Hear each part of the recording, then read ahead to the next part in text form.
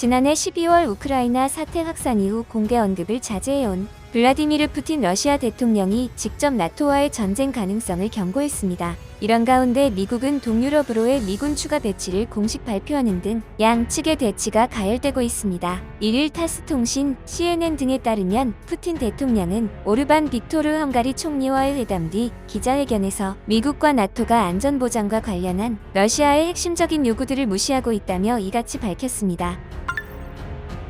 구독과 좋아요 한 번씩 부탁드립니다. 푸틴 대통령은 우크라이나가 나토 회원국이 되고 충분한 무기를 확보해 이곳에 폴란드나 루마니아처럼 현대적 공격 무기를 배치해 크림 작전을 시작한다고 상상해보라며 우리는 나토와 전쟁을 할 수밖에 없다고 강조했습니다. 그는 이어 대화가 계속되기를 희망한다면서도 지난달 26일 미국과 나토에서 받은 서면 답변을 분석했지만 우리의 세 가지 핵심적 요구가 고려되지 않고 있다라고 지적했습니다. 푸틴 대통령이 언급한 러시아의 핵심적 요구는 나토의 동진 금지, 러시아 국경 인근에 공격 무기 배치 금지, 유럽 내 군사 인프라의 1997년 이전 수준 복귀입니다. 이에 미국 등 서방과 러시아 간 외교적 해법을 마련하기 위한 핑퐁 대화도 이어지고 있습니다. 토니 블링컨 미 국무장관과 세르게이 라브로프 러시아 외무장관이 이날 양국 간 주고받은 서면 답변과 관련해 통화를 나누고 비공개 협상 가능성을 시사했습니다. 한편 우크라이나를 방문 중인 보리스 존슨 영국 총리는 이날 볼로디미르 젤렌스키 대통령과의 공동 기자회견에서 러시아 발끝이 우크라이나를 넘어오는 순간 자동으로 제재를 부과할 것이라고 밝혔습니다. 이와 관련 젤렌스키 대통령은 우크라이나인들은 끝까지 버틸 것이라면서 이번 사태는 우크라이나, 러시아 간의 전쟁이 아니라 본격적인 유럽 전쟁이 될 것이라고 경고했습니다.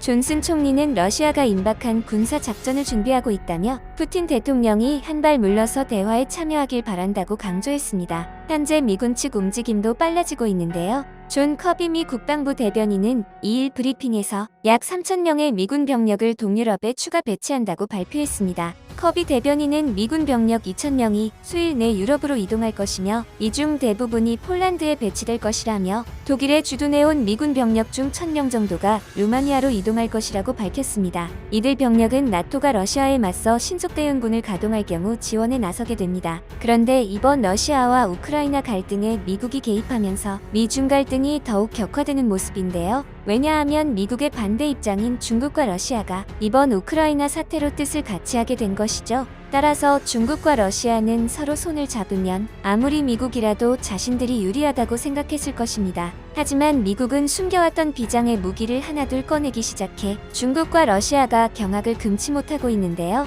미국은 최근 러시아가 우크라이나를 침공할 경우 달러 결제망에서 퇴출할 수 있다고 엄포를 놨습니다. 러시아 금융회사가 금융결제망인 스위프트에 접근하는 것을 차단한다는 것입니다. 이에 러시아는 스위프트에서 배제될 경우 유럽으로의 가스, 석유 수출을 중단될 것이라고 경고하는 등 민감한 반응을 보였습니다. 미콜라이 주라블레프 러시아 상원의원은 최근 타스 통신과 인터뷰에서 러시아가 스위프트에서 차단되면 외화를 받지 못한다며 유럽 국가들도 우리의 가스와 석유, 금속 등을 받지 못할 것이라고 말했습니다. 미국과 유럽의 으름장에도 아랑곳하지 않고 우크라이나를 위협하던 러시아가 스위프트 배제에 부랴부랴 맞대응에 나선 것이죠. 세계 각국에 상당한 영향력을 미치는 스위프트의 존재감을 보여주는 사례입니다. 한편 스위프트는 1973년 유럽과 북미의 239개 금융회사가 회원사 간 결제 업무를 처리하기 위해 만든 폐쇄형 지급 결제망입니다. 현재는 1만 1,000개에 달하는 전 세계 금융회사와 기업이 가입해 있습니다. 스위프트 지분은 3,000개 금융회사가 공동으로 소유하고 있으며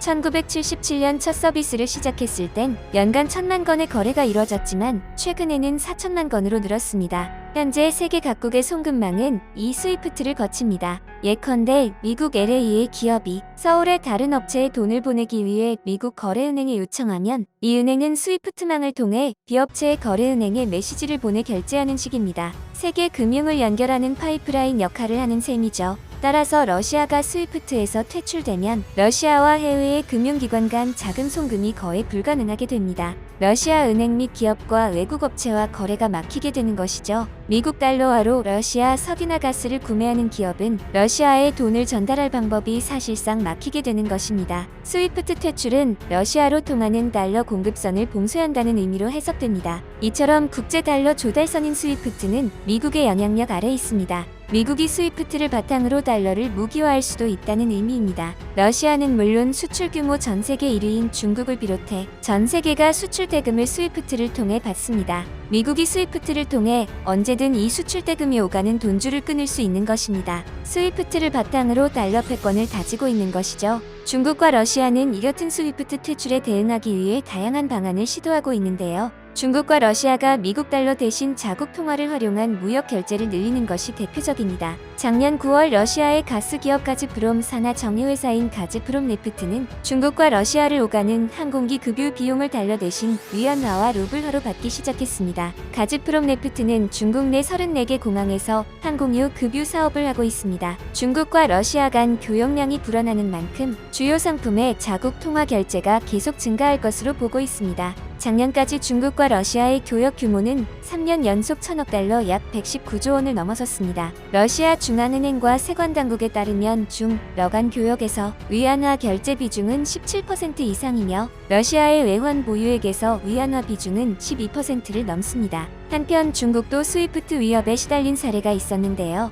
미국은 2020년 중국 정부의 홍콩 국가보안법 강행에 대응하기 위해 스위프트에서 홍콩을 배제하는 방안 등을 검토한 바 있습니다. 최근 디지털 화폐에 몰두하는 것도 이 같은 탄탄한 달러 패권을 흔들려는 시도로 읽힙니다. 미국이 중국을 압박하기 위한 수단으로 달러를 언제든지 쓸 수 있는 만큼 이에 대응하려는 의도도 엿보이는데요. 중국이 달러 거래망을 우회해 한국을 비롯한 주요 교역국과 디지털 화폐 결제 시스템을 구축할 것이라는 분석도 나옵니다. 국가 간 거래에서 디지털 위안화를 쓰면 스위프트 등 달러 중심의 국제 금융 결제 시스템에 대한 의존도를 크게 줄일 수 있기 때문입니다. 한편 미국이 중국과 러시아에 대응하는 것은 달러뿐만이 아니었는데요. 미국은 중국과 반도체 전쟁을 하고 있는 만큼 반도체 패권을 이용해 중국과 러시아의 손을 묶으려 하고 있습니다. 현재 중국은 반도체 굴기의 실패에 대만의 TSMC에 관심을 가지기 시작했으며 반도체 기술을 가지기 위해 대만의 무력 시위도 강행하고 있습니다. 중국이 반도체 때문에 대만을 이용하려는 데는 이유가 있는데요. 중국이 삼성전자와 대만 TSMC를 따라잡을 최첨단 반도체 제조사를 만들기 위해 거액을 쏟아부었으나 모두 실패로 돌아간 것으로 알려졌습니다.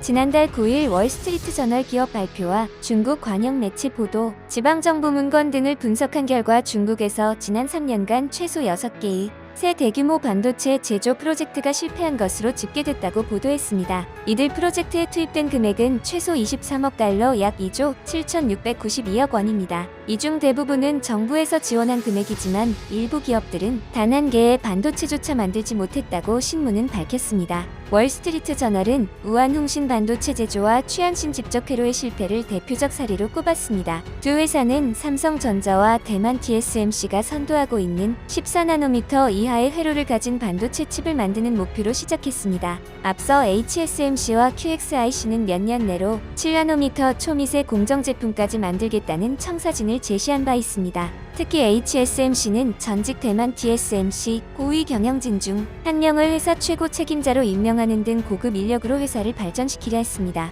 하지만 결국 상업용 반도체 칩 하나를 생산하지 못하고 지난해 6월 문을 닫았습니다. QXIC도 반도체 칩 제조 기술 지식을 갖춘 엔지니어를 채용했지만 기술을 통합할 수 있는 역량이 부족했다고 전직 직원이 설명했으며 QXIC 역시 현재 영업을 중단한 상태입니다. 결론적으로 지방정부의 막대한 지원을 얻고 출발했지만 지금까지 단 하나의 칩도 상업용으로 생산하지 못한 것입니다. 여기에 막대한 투자금도 모두 날렸습니다. 최첨단 반도체의 양산까지 적어도 수십억 달러의 비용이 들어간다는 점을 뒤늦게 깨달았다고 월스트리트 저널은 전했습니다. 중국 반도체 회사들의 생산량은 자국 내 수요의 17% 수준입니다. 월스트리트 저널은 이 때문에 반도체 제조 역량의 확대는 중국 정부의 최우선 순위라고 진단했습니다. 현재 중국은 미국의 제재로 스마트폰과 컴퓨터 프로세서에 들어가는 최첨단 칩 개발 능력이 뒤떨어진 상태입니다. 이 때문에 중국은 2014년부터 두 차례에 걸쳐 이른바 빅펀드로 불리는 총 520억 달러의 반도체 산업 지원금을 투자해왔습니다.